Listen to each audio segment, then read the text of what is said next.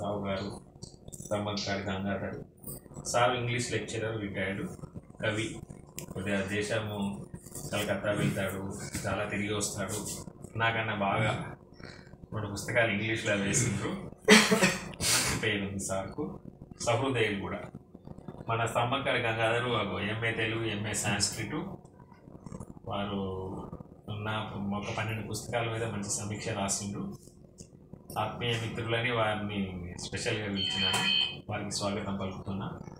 అట్లే మా రామనారాయణ గారు సాయినగర్ వెల్ఫేర్ అసోసియేషన్కు వ్యవస్థాపక సభ్యులు, పెద్ద మనుషులు. మా నాగభూషణం వాళ్ళిద్దరి ప్రోత్సాహంతోనే మా అసోసియేషన్ ముందటికి వెళ్ళింది.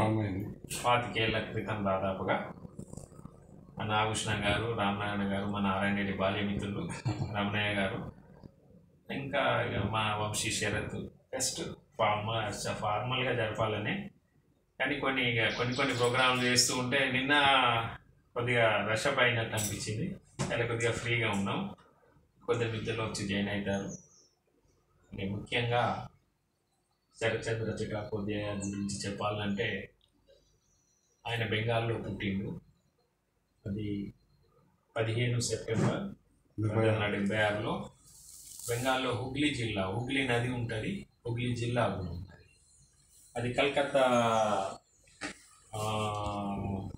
రైల్వే స్టేషను, ఈ హుగ్లీ రైల్వే బ్రిడ్జ్ ఉన్నది, Hooghly bridge, Hooghly railway station చాలా క్రౌడెడ్. నేను జనవరిలో వెళ్ళినాక వాడు చెప్తున్నా. హుగ్లీ బ్రిడ్జ్ హౌరా అంటారు. హౌరా స్టేషన్, హౌరా బ్రిడ్జ్ పక్కన నది హుగ్లీ నది. అది వెళ్ళిపోతూ ఉంటది. అక్కడ జిల్లా కూడా ఉంది.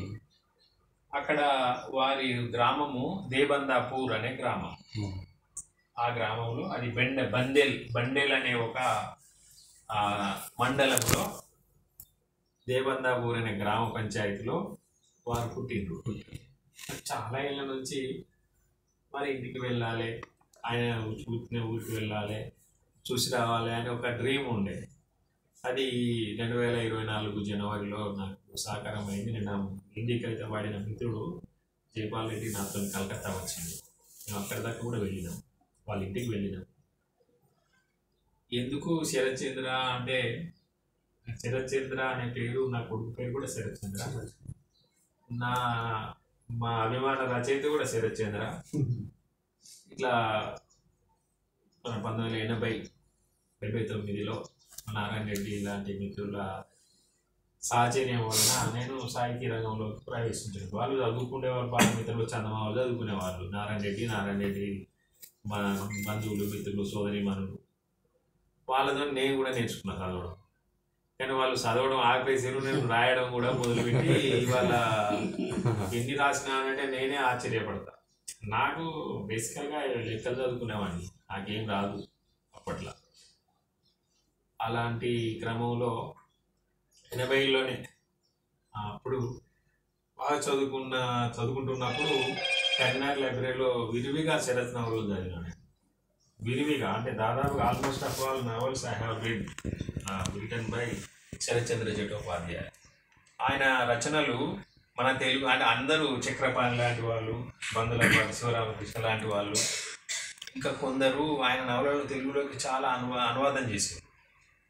ఎందుకు అంటే మనకు కలకత్తా, మన విశాఖపట్నము, ఒరిస్సా, అటు కలకత్తా, ఆ రూట్కు లింక్ ఉంది. మన రచయితలకు అటు పోయేటోళ్ళు వచ్చేవాళ్ళు. ఇంకా రవీంద్రనాథ్ ఠాగూర్ అన్నా కానీ పరిచయస్తులే.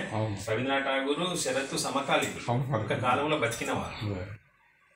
వాళ్ళకన్నా కొద్దిగా సీనియరు మన బంకించింది చెప్పారు. అయితే నేను మన తెలుగువారు వారి నవలను 60లలో అంతకు ముందే అనువాదం చేశాను. బాగా తెలుగులో వచ్చినాయి.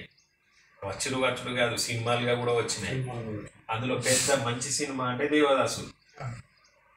అలా అది తెలుగులో వచ్చింది, హిందీలో వచ్చింది, మలయాళంలో వచ్చింది, అస్సాంలో వచ్చింది, అన్ని భాషలలో వచ్చింది ఆల్మోస్ట్ ఆఫ్ ఆల్.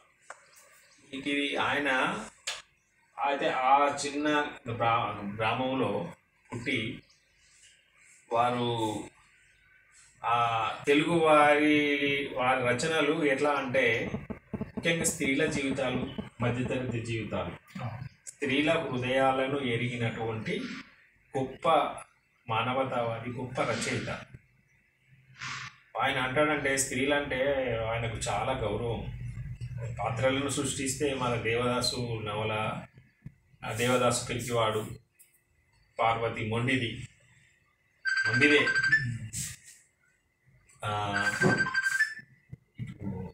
మనము madam madam madam madam welcome.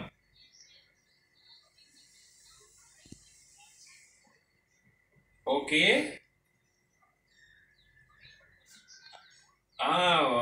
Okay, now it is yes, you speak through this only, madam.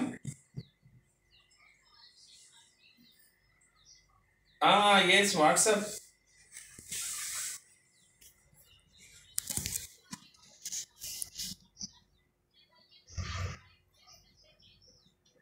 So first you create you add my number in your phone and it will connect.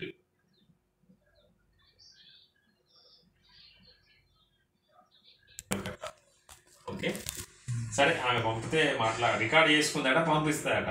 అటు అనే నవల రచయిత నన్ను బాగా ఆకట్టుకున్నాడు కాబట్టి నేను రాసుకున్న నవల అప్పుడు కవిత్వము సాహిత్యములోకి ఎంటర్ అయినా.